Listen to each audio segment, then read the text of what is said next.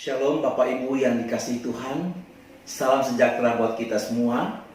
Bersyukur kepada Tuhan Yesus Kristus yang telah menyertai kita sampai hari ini. Mari kita bersama-sama membaca firman Tuhan yang terambil dari surat 2 Petrus pasal yang ketiga ayat yang ke-18. Demikian firman Tuhan.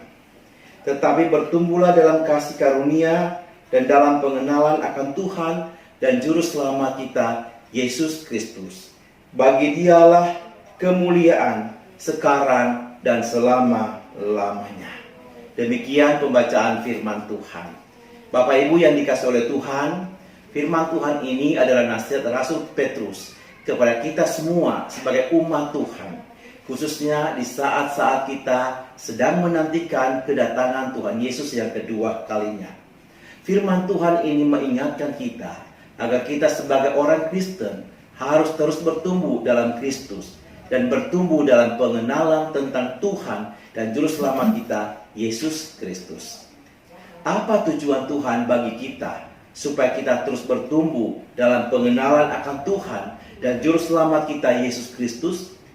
Tujuannya adalah agar kehidupan iman kita sebagai orang Kristen, sebagai keluarga Kristen makin kuat dan tidak mudah goyah menghadapi tantangan kehidupan ini. Karena kehidupan yang kita hadapi di akhir zaman ini makin hari makin sulit, makin hari makin banyak tantangan dan godaan.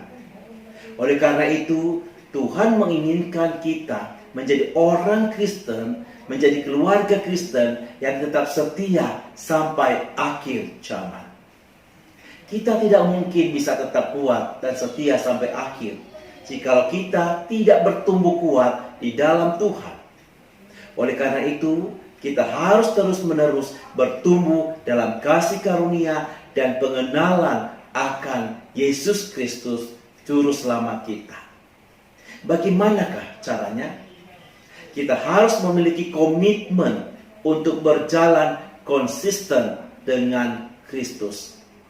Paulus mendefinisikan kedewasaan Kristen di dalam Efesus pasal 4 sebagai orang Kristen menjadi serupa dengan Kristus.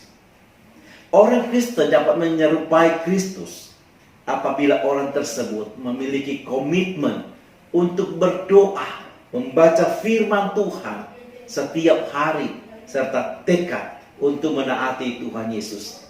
Alkitab banyak memberi gambaran pentingnya pertumbuhan seperti sebuah pohon. Contohnya pohon korma. Pohon ini sekalipun berada di padang yang gersang, tetapi dia tetap bertumbuh dan menghasilkan buah yang lebat. Bahkan sekalipun ada badai angin melanda, pohon ini tetap kuat berdiri, tidak mudah tumbang. Kenapa? Rahasianya, ia mendapatkan makanan atau sumber hidup dari dalam tanah yang akarnya begitu dalam. Saudaraku yang dikasihi oleh Tuhan, demikian juga dengan kehidupan rohani kita. Jikalau kita tetap berdiri kokoh kuat menghadapi kehidupan ini, maka rahasianya saudara dan saya harus terus berdiri, harus terus kuat, dan kita harus diberi makan rohani setiap hari. Yaitu kita tetap bersekutu, berdoa, membaca firman-Nya. Bagaimanakah dengan kehidupan iman saudara hari ini? Apakah saudara hari ini menjadi orang Kristen yang bertumbuh dan kuat? Atau menjadi orang Kristen yang stagnan? Marilah kita mengevaluasi kehidupan kita hari ini. Apakah kita menjadi orang Kristen yang bertumbuh dan terus mengenal Tuhan semakin dalam, semakin dalam?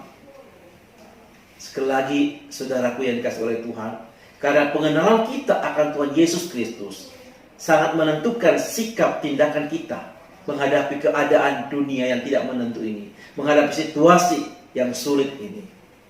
Karena itu, saudara-saudaraku yang dikasihi oleh Tuhan, sekali lagi mari kita ingat firman Tuhan yang berkata, tetapi bertumbuhlah terus-menerus dalam kasih karunia dan dalam pengenalan akan Tuhan dan Juru Selamat kita, Yesus Kristus.